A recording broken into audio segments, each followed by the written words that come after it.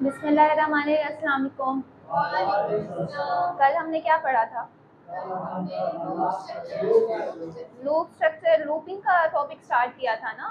उसमें 3 किस्म के लूप्स होते थे, for loop, while loop, do while loop. ठीक है, तो हमने 10th क्लास में कौन सा लूप पढ़ा है? For loop. फॉर लूप हम लूप यूज क्यों करते हैं? ठीक है, एक या एक से ज्यादा स्टेटमेंट को क्या कराने के लिए? रिपीट कराने के लिए। ठीक है, आज का जो हमारा टॉपिक है वो है नेस्टेड लूप्स का। नेस्टेड लूप बिल्कुल वैसे ही है जैसे हमने 3rd चैप्टर में इफ नेस्टेड स्ट्रक्चर पढ़ा था। ठीक है, इफ नेस्टेड स्ट्रक्चर में हम क्या करते थे? इफ की कंडीशन के बाद उसकी बॉडी में एक और इफ कंडीशन लगा लेते थे। बिल्कुल सेम वैसे ही जो नेस्टेड लूप होता है, एक लूप लगी हुई है, उसकी बॉडी के अंदर दूसरी लूप जब लग जाएगी तो उसे क्या बोलेंगे? Nested loop. इसका ये डेफिनेशन आप लोग यही लिख सकते हैं कि if we use loops inside another loop is called nested loop. एक लूप के अंदर कोई और लूप लगा देना उसे बोला जाता है नेस्टेड लूप। अब ये लूप किस तरह लगती है ये तो मैंने कल बता दिया सिंटैक्स फॉर का। फॉर लूप है तो फॉर लगेगा। ठीक है, इनिशियलाइजेशन होती है, सबसे पहले कंडीशन लगती है, उसके बाद इंक्रीमेंट या डिक्रीमेंट। अब जब हम नेस्टेड लूप पढ़ रहे हैं तो उसका स्ट्रक्चर है ये, सिंटैक्स या स्ट्रक्चर लिख लें। इसका सिंटैक्स क्या है? एक लूप के अंदर उसकी बॉडी में एक और लूप मैंने लगा दिया है तो वो क्या हुआ? Nested loop. यही आपका नेस्टेड लूप का स्ट्रक्चर है। ठीक है, इसके रिलेटेड मैंने एक एग्जांपल लिखी है। देखें, एक लूप लगी हुई है, उसके अंदर एक और लूप लग गई, तो ये किसकी एग्जांपल है? नेस्टेड की। नेस्टेड लूप की समझ आ गई? ठीक है, if we use loop inside another loop is called nested.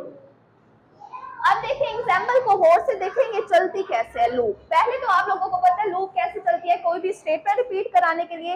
अब ये जो ये वाली है ऊपर वाली लूप, ये होती है आउटर लूप। क्या है ये? आउटर। ये जो अंदर वाली है ये है इनर लूप। ठीक है, आउटर और इनर की समझ आ गई? अब जब तक आउटर लूप की कंडीशन फॉल्स नहीं होगी हमारा प्रोग्राम टर्मिनेट नहीं होगा। ठीक है, अब देखिए सबसे पहले प्रोग्राम का स्टार्ट हुआ, अंदर लूप लगी हुई है, लूप जब चेक होगी तो int i is equal to 1 है। यहाँ पे मैं एग्जांपल के तौर पे लिखती हूँ i क्या है?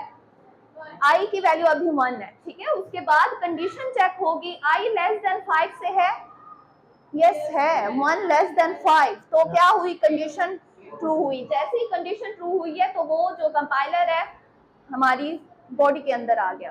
ठीक है, जैसे ही कंडीशन ट्रू हुई, अभी इंक्रीमेंट नहीं होनी, एक ही बार कंडीशन चेक होगी, कंडीशन ट्रू हो गई तो यहाँ पे आ गया। अब दूसरी लूप वो चेक करेगा int j is equal to 1। अब वो कह रहा है जो j की वैल्यू है वो है 1। ठीक है, फिर आगे लिखा हुआ है j लेस देन है 10, j है 1, 1 लेस देन है 10 से, g है। जैसे ही कंडीशन ट्रू होगी तो वो प्रिंट क्या कर देगा? यहाँ पे मैं आउटपुट साथ साथ लिख लेती हूँ। वो प्रिंट कर देगा j की वैल्यू। j की वैल्यू क्या है? 1। एक अभी 1 प्रिंट होगा। ठीक है, उसके बाद ये j प्लस प्लस की वजह से इंक्रीमेंट होगी, j की वैल्यू क्या हो जाएगी? 2। जैसे ही 2 होगी तो फिर वो चेक करेगा j लेस देन है 10 से, 2 लेस देन है 10 से, ट्रू है, फिर 2 प्रिंट हो जाएगा। इसी तरह फिर जब तक 10 नहीं आ जाता वो प्रिंट करता रहेगा सारी वैल्यूज को, 4 5 6 7 8 9 10, क्योंकि 10 तक जाएगा। जो j है, j की वैल्यू जैसे ही 10 होगी तो बराबर है 10 से, कंडीशन ट्रू हुई तो वो 10 भी प्रिंट करेगा। अब जैसे ही j की वैल्यू 11 होगी तो कंडीशन फॉल्स हो जाएगी, तो प्रोग्राम यहाँ पे आ जाएगा। कहाँ आ जाएगा? यहाँ आ जाएगा। ये तो उसने प्रिंट कर दी, j की सारी वैल्यूज प्रिंट कर दी। उसके बाद आ जाएगा यहाँ पे लिखा हुआ है /n। /n का मतलब है जो कर्सर है वो यहाँ आ जाएगा। ठीक है, नेक्स्ट लाइन पे आ जाएगा। अब जैसे ही यहाँ ये नेक्स्ट लाइन पे आके ये जो है फिर यहाँ पे जाएगा। क्यों? क्योंकि ये तो अभी पूरी लूप नहीं चली ना, अभी जस्ट एक आइटरेशन हुई है इसकी, आउटर लूप की जस्ट 1 आइटरेशन कंप्लीट हुई है। ठीक है, जब तक ये कंडीशन चलती रहेगी ये भी अंदर वाली चलती रहेगी। ये जो इनर लूप है डिपेंडेंट है आउटर लूप पे, ये लफ्ज भी आप देख सकते हैं। ठीक है, इनर लूप क्या है, डिपेंडेंट है आउटर लूप पे। अब देखें आई की वैल्यू 1 थी, अब इंक्रीमेंट होगा आई की वैल्यू में, आई की वैल्यू क्या हो जाएगी 2, जैसे ही 2 होगी 2 लेस देन है 5 से, यस कंडीशन फिर ट्रू हो रही है, फिर इनर लूप चलेगी, इनर लूप जैसे ही चलेगी 1 2 3 4 5 6 7 8 9 10, इनर लूप सारी चलेगी। अब मैं एक एक लफ्ज नहीं बता सकती क्योंकि यहाँ पे 10 तक चलेगी, यहाँ पे 10 लिखा हुआ है, ठीक है। 2 बार चल गया, फिर स्लैश एन के पास आएगा, यहाँ पे आ जाएगा हमारा कर्सर, फिर कंडीशन ये वाली चेक होगी, आई की वैल्यू क्या थी 2 थी, अब इंक्रीमेंट की वजह से 3 हो जाएगी, जैसे ही 3 होगी तो क्या होगा, इनर लूप पे आ जाएगा, फिर 1 से 10 तक प्रिंट हो जाएगा, ठीक है। ये जो मैं बता रही हूँ अपनी वर्डिंग में, तो आप लोगों ने ये डिस्क्रिप्शन लिखनी होती है, ठीक है। नेक्स्ट लाइन पे कर्सर आ गया बैक स्लैश एन की वजह से। अब मुझे ये बताइए कितनी बार लाइन प्रिंट होंगी, 5, 3 लाइनें प्रिंट हो गई, 2 और प्रिंट हो जाएंगे इसी तरह,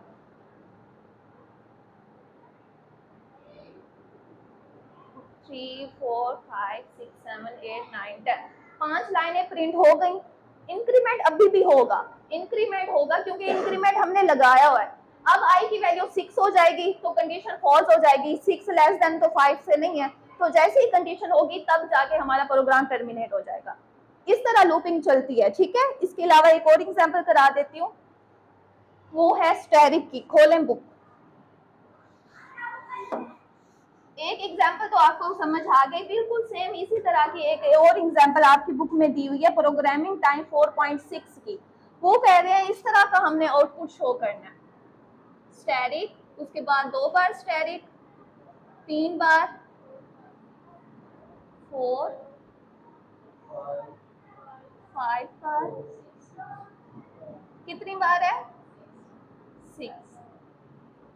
इसके अलावा आप मर्जी है कोई भी 1 2 3 4 5 1 2 3 4 5 6। अब प्रोग्राम का स्टार्ट किससे होता है,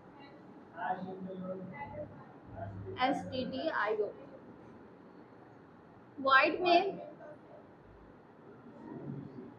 इस तरह की हमने आउटपुट शो करानी है। सबसे पहले फॉर लूप लगेगा, ठीक है, उसमें i is equal to int, i is equal to 1 है। अच्छा अभी मैं इस तरह शो करवा रही हूँ आउटपुट। एक और मैं आप लोगों को एग्जांपल बताऊंगी, इस तरह से आप लोग इस ये जो यहाँ पे है असेंडिंग टू डिसेंडिंग भी आप जा सकते हो, डिसेंडिंग टू असेंडिंग भी जा सकते हो। इसका भी मैं एक सिर्फ ये वाली लाइन चेंज होंगी उसके लिए, मतलब पहले ये वाली स्टार्ट प्रिंट होगी, फिर 5 फिर 4, इस तरह भी आप लोग प्रिंट करा सकते हो। इस तरह की एग्जांपल मैं दे सकती हूँ, सेम वैसे ही होगा, जस्ट ये वाली लूप चेंज होगी, नंबर चेंज होंगे, ठीक है। एक और एग्जांपल मैं बता दूंगी इसके साथ साथ ताकि आप लोगों को क्लियर हो जाए। आई प्लस प्लस होगा, ठीक है, ये चीज याद रखिएगा, जब यहाँ पे लेस देन लगा होता है तो आई प्लस प्लस ही होता है, ठीक है। अगर मैं यहाँ पे आई ग्रेटर देन लगाती तो यहाँ पे आई माइनस माइनस होता। एक इंक्रीमेंट का भी मैं समझा दूंगी प्रोग्राम। उसके बाद क्या होती है, लूप स्टार्ट, बॉडी स्टार्ट हो जाती है, अनदर लूप, इनर लूप जो लगेगी वो है int j is equal to 1, j less than is equal to I है, फिर क्या है j प्लस प्लस, लास्ट में सेमीकोलन आएगा नहीं आएगा। फिर प्रिंट क्या करवाना है हमने, स्टैरिक, उसके बाद स्लैश एन भी लगाएंगे ताकि नेक्स्ट लाइन पे प्रिंट हो जाए,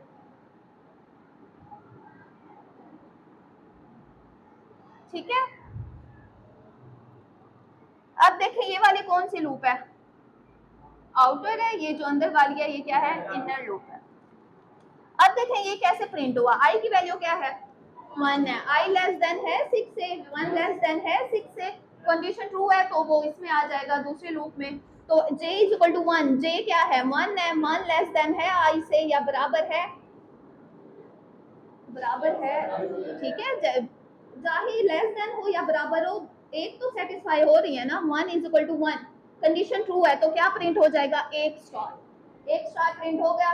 अब आगे देखें, फिर वो देखेगा इंक्रीमेंट होगी, j की वैल्यू क्या बन जाएगी 2 बन जाएगी, j की वैल्यू पहले 1 थी, इंक्रीमेंट की वजह से 2 बन जाएगी, 2 लेस देन है 1 से, नहीं कंडीशन फॉल्स हो गई, इसका मतलब जो हमारा कर्सर है नेक्स्ट लाइन पे आ जाएगा, यहाँ पे आ जाएगा। नेक्स्ट लाइन पे जब आएगा तो फिर ये वाली कंडीशन चेक होगी, ये वाली जब कंडीशन चेक होगी कि आई की वैल्यू क्या है 1 है, तो आई की वैल्यू इंक्रीमेंट होने की वजह से आई की वैल्यू बन गई 2, आई की वैल्यू 2 बन गई इंक्रीमेंट की वजह से। 2 लेस देन 6 है, फिर कंडीशन ट्रू हो रही है, फिर यहाँ पे आ जाएगा। अब देखिए आई की वैल्यू बन गई 2, जे की वैल्यू बन गई थी 2, जे की वैल्यू भी 2 बन गई थी ना, फिर कंडीशन ट्रू हो रही है, फिर 2 स्टार प्रिंट हो जाएंगे। ठीक है, इसी तरह फिर जैसे ही नेक्स्ट लाइन पे कर्सर आएगा, नेक्स्ट लाइन पे कर्सर आएगा यहाँ पे, अब जो आई की वैल्यू है 3 हो जाएगी, इसी तरह 3 स्टार प्रिंट हो गए, फिर आई की वैल्यू 4 आ जाएगी, 4 स्टार प्रिंट हो गए, जैसे ही 6 तक आएगी 6 स्टार प्रिंट होने के बाद जो कंडीशन है फॉल्स हो जाएगी। क्यों कंडीशन फॉल्स होगी? क्योंकि आई की वैल्यू 7 हो जाएगी, 7 तो लेस देन नहीं है 6 से, तो कंडीशन फॉल्स होने के बाद हमारा प्रोग्राम टर्मिनेट हो जाएगा। ठीक है, इसके अलावा अगर इस तरह पहले ये फिर ये वाली लाइन फिर ये वाली लाइन अगर आप प्रिंट करवाना चाह रहे हैं तो यहाँ पे आप लोग लिखोगे पहले 6, फिर ग्रेटर देन लगाओगे 1 पे, फिर यहाँ पे आएगा माइनस माइनस। ठीक है, इस तरह जब आप ये वाली लूप इस तरह लिखोगे तो हमारी आउटपुट क्या आएगी? सबसे पहले ये वाली लाइन प्रिंट होगी, फिर ये वाली, फिर ये वाली, फिर मतलब यहाँ से यहाँ तक जाएगी। ठीक है, इस तरह का मैं प्रोग्राम दे सकती हूँ। क्लियर है? कोई सवाल है तो कर लें। इसके अलावा लास्ट में जो आपकी नेक्स्ट एग्जांपल्स है उसमें ये है कि इफ की कंडीशन यूज करने के बाद लूप लगाई हुई है, लूप के अंदर भी आप लोग इफ कंडीशन यूज कर सकते हो, क्योंकि हम स्टार्ट से चलते आ रहे हैं, चैप्टर नंबर 1 से जो चीज पढ़ते आ रहे हैं उसको साथ यूज करते आ रहे हैं। इफ हमने पढ़ा था इफ की कंडीशन, इन सारे प्रोग्राम्स में आप इफ की कंडीशन भी यूज कर सकते हो, लूप के बाद भी यूज कर सकते हो, लूप से पहले भी यूज कर सकते हो। ठीक है, बाकी हम कल पढ़ेंगे।